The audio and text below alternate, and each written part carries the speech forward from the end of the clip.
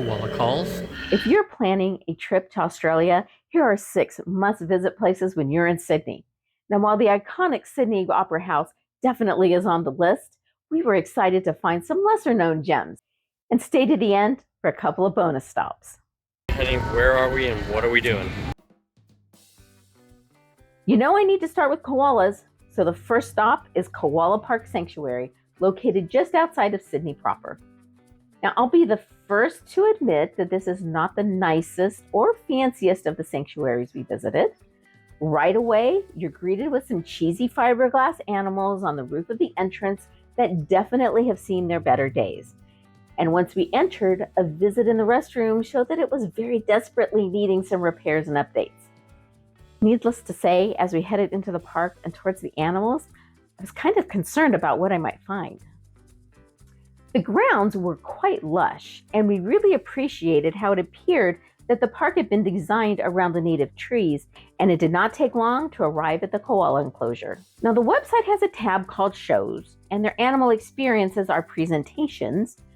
Honestly, I'm not sure that isn't a new addition because I'm pretty sure when we were planning our trip, they were labeled Koala Shows.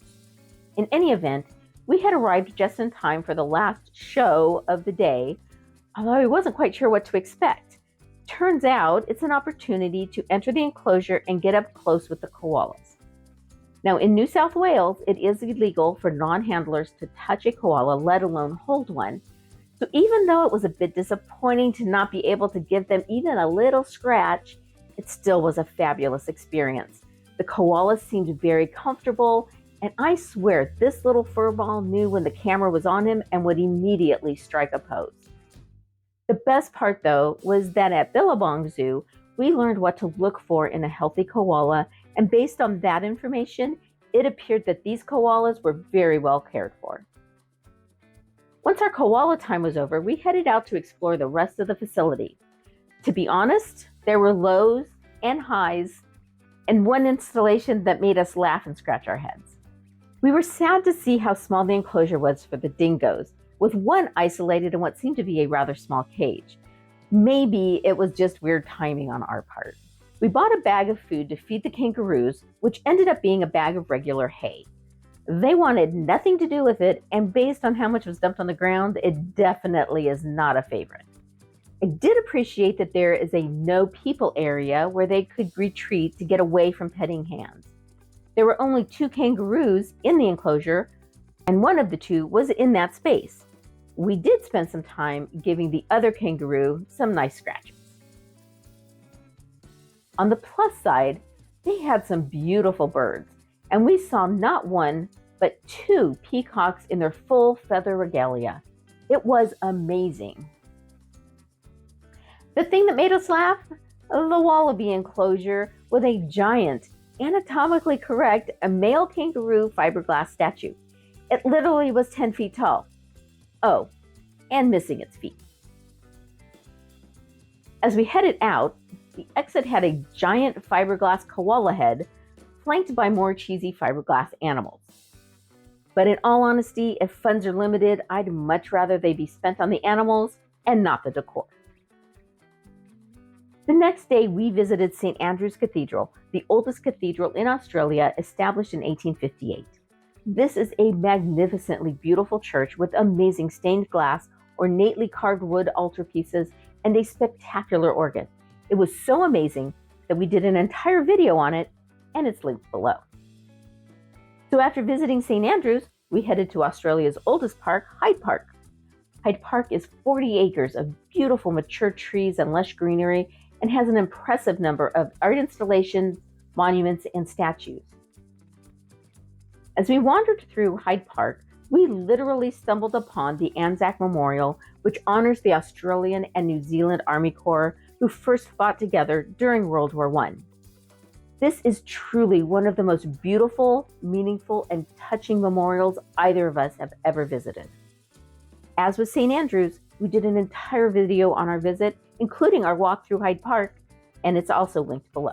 We still have a few more stops, but if you're finding this to be a quality video, please give it a thumbs up and consider subscribing so you can get more videos on our amazing Australia adventure. Now, in the same area as St. Andrews and Hyde Park is a statue of Queen Victoria and the Queen Victoria Building. Opened in 1898 and designed by George McRae, it was named to honor Queen Victoria's Diamond Jubilee. It underwent restorations in the 1930s, the 1980s, and in 2009. Interestingly, its fate was questionable during the 1960s when it came close to being demolished. While it always has been a market of some sort, over the years the building also has housed a concert hall, coffee shops, showrooms, warehouses, storefronts, and even the city library. And in the 1930s, its main tenant was the Sydney City Council. Today, the Queen Victoria Building is a beautiful and impressive high-end shopping center. And while we missed out on this, you can take a 45-minute tour exploring the history and elegance of this beautiful building. Number 6 on the list is Sydney Opera House. Now, to be honest, it wasn't high on my list, but we knew that we couldn't come to Sydney and not visit the Opera House. The Sydney Opera House is a World Heritage listed masterpiece. Its unique and innovative sail-like design was a breakthrough in modern architecture that tested the limits of engineering, construction, and design. Since first opening its doors in 1973, the Sydney Opera House has featured not only world-class operas, ballets, and plays, but its stage has been graced by the likes of Sammy Davis Jr., Ella Fitzgerald, Prince, and even Pope John Paul II. And in 1990, Nelson Mandela spoke of forgiveness to a crowd of 40,000 people on the Opera House's monumental steps. And the Opera House is not just a venue for the visual arts. It also serves as a space to promote culture, especially that of First Nations. The annual Homeground Festival showcases the greatest Indigenous artists from across Australia and the globe. It includes a dance competition, Dance Rights, which has helped revitalize fast-vanishing Indigenous cultural leadership and practices by creating a contemporary and competitive forum for performance by First Nation communities. The spectacular lighting of the sails sprung from this festival as well. While there are a number of different tours you can take of the Opera House, we opted to just walk around the exterior. Now I'll tell you, this building is much larger than we had thought, and it took a while to get all the way around. But as we made our way around the building, I began to appreciate the architecture and understand why this is such an iconic building with amazing views of both Sydney Harbour and the city of Sydney itself.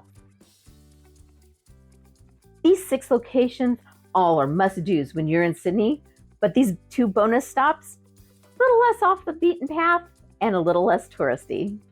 First up is Hyde's Chocolate. There are several in Sydney, but we visited the one at the end of the Queen Victoria Building. It's similar to the US's See's Candy, and they're nearly the same age, but maybe a little higher end. We were visiting in November, but because Christmas in Australia doesn't share holiday lanes with Halloween or Thanksgiving, Christmas already was out in all its splendor. And I really loved how they used lime green instead of traditional green for their holiday offerings. We purchased some individual pieces from the case, and they were delicious. Australian candy and desserts in general are not as sweet as in the US, but it allowed us to taste more of the chocolate as well as the yummy filling. And just up the street and across from Hyde Park is Blumin Florist and Espresso Bar. That's right, a florist and an espresso bar in the same building. While we didn't have a coffee, it did smell delicious. What we did have was a lovely chat with the florist and spent time in the cooler admiring the beautiful flowers, many of which were so different from the ones in the US. We purchased a flower that we lovingly kept alive for the remainder of the trip, but sadly had to leave at the airport as we entered New Zealand. All right, go ahead, honey. Wanted to hang on to that and try it out and keep it as a souvenir. No. If you thought this was a Koalaty video, check out these other videos on our amazing Australian adventure. And thanks so much for watching. I hope that you have a Koalaty day. There were only 2 koalas in the enclosure. No, there were no koalas in this enclosure. Where the heck am I? There were only 2. Did I say? I might have said koalas through this whole thing. Let's try this all again.